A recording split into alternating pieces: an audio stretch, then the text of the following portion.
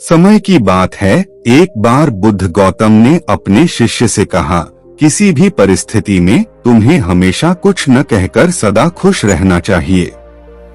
शिष्य ने आश्चर्य से पूछा, पर क्यों गुरुदेव? बुद्ध ने मुस्कुराते हुए कहा, यह एक किस्सा है जो यह सिखाता है कि हमें अपने शब्दों की महत्ता को समझना चाहिए। एक बार एक व्यक्ति ने बुद्ध से कहा, मुझे खुशी नहीं मिल रही। बुद्ध ने उसे एक छोटी सी पत्थर दी और कहा, जब तुम खुशी की तलाश में हो तो इस पत्थर को ले जाओ, लेकिन जब तुम उसकी खोज में हो तो इसे खोजने आओ। व्यक्ति ने विचार किया और उसने पत्थर को अपने घर ले जाने का निश्चय किया। लेकिन जब वह अपने घर पहुंचा तो उसने देखा कि पत्थर के अंदर से सोना निकल रहा था। वहां खोजते हुए उसने अनेक और सोने के टुकड़े पाए। बुद्ध ने इस कहानी के माध्यम से बताया कि हमें समय समय पर चुप रहने की क्षमता होनी चाहिए। जब हम चुप रहते हैं तो हम अधिक जानने की क्षमता प्राप्त करते हैं और अपने शब्दों को समझते हैं। इससे हमारे जीवन में शांति और समृद्धि आती है। बुद्ध कहते हैं कि चुपचाप रहने से हम अपने आप को और अधिक समझने का अवसर पाते हैं।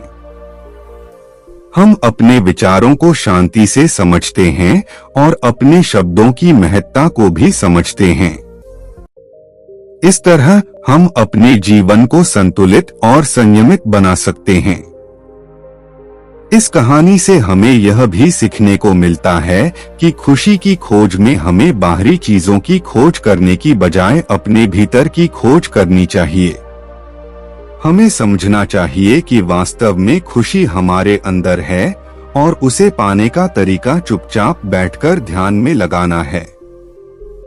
इस प्रकार बुद्ध की यह कहानी हमें यह शिक्षा देती है कि समय समय पर चुप रहना अपने भीतरी शांति का अनुभव करने का एक महत्वपूर्ण तरीका हो सकता है। बुद्ध के उपदेशों में स्थिरता, संयम और सामंजस्य का महत्व है। चुपचाप बैठकर ध्यान में लगने से हम अपने विचारों को साफ करते हैं और अपने जीवन की दिशा में स्पष्टता प्राप्त करते हैं।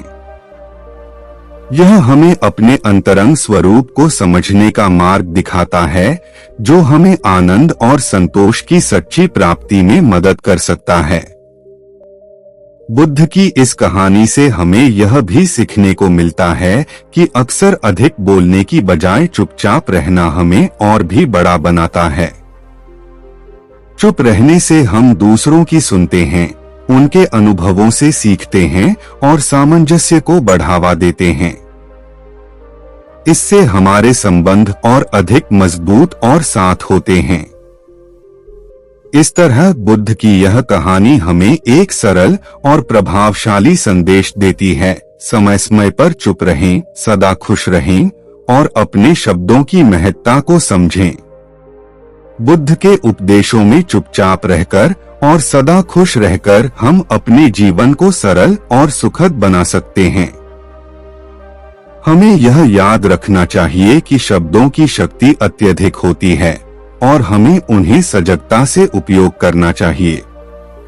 बुद्ध की यह कहानी हमें सीखती है कि जीवन में शांति और सुख की प्राप्ति के लिए हमें स्वाध्याय, संयम और ध्यान की आवश्यकता होती है। यही हमें अंतरंग शांति और संतोष का अनुभव कराता है। इस प्रकार बुद्ध की यह कहानी हमें एक साधारण संदेश देती है, चुपचाप रहो, हमेशा खुश रहो और अपने जीवन को शांति और संतोष से भर दो। बुद्ध की यह कहानी हमें यह भी सिखाती है कि हमें अपने शब्दों को ध्यानपूर्वक चुनना चाहिए।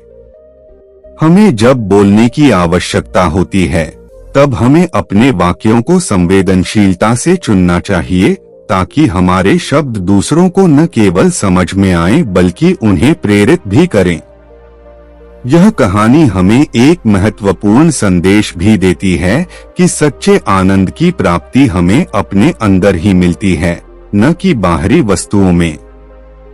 हमें आत्मान्वेषण में जुटना चाहिए और अपने आत्मा के साथ संबंध स्थापित करना चाहिए।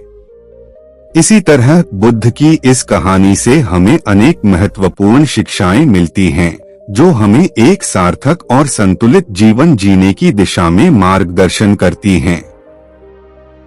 बुद्ध की यह कहानी हमें समझाती है कि सच्चे सुख की कुंजी हमारे अंदर है। हमें अपने भीतर की शांति और सुख का आनंद लेने के लिए अपने विचारों और भावनाओं को साफ करना होगा। जब हम चुपचाप ध्यान में लगे रहते हैं, तो हमारी मनस्थिति में स्थिरता आती है और हम अपने आत्मा के साथ संवाद में आ सकते हैं। इस कहानी के माध्यम से हमें यह भी सिखाया जाता है कि सामान्यतः बोलने की बजाय हमें सुनना और समझना ज्यादा महत्वपूर्ण होता है। चुपचाप रहकर हम अपने आसपास के लोगों के अभिभावक हो सकते हैं, उनकी बातें सुन सकते हैं और उनके अनुभवों से सीख सकते हैं। इस प्रकार बुद्ध की यह कहानी हमें एक नई दृष्टिकोण प्रदान करती है और हमें संतुष्ट और समृद्ध जीवन की ओर अग्रसर करती है। इससे हम अपने आत्मा के निरंतर अन्वेषण में लगे रहते हैं और अधिक समृद्ध और खुशहाल जीवन का अनुभव करते हैं। दोस्तों, हम आशा करते हैं कि आपको यह वीडियो कहानी पसंद आई होगी, तो वीडियो को लाइक और चैनल को सब्सक्राइब जरूर करें। धन्यवाद।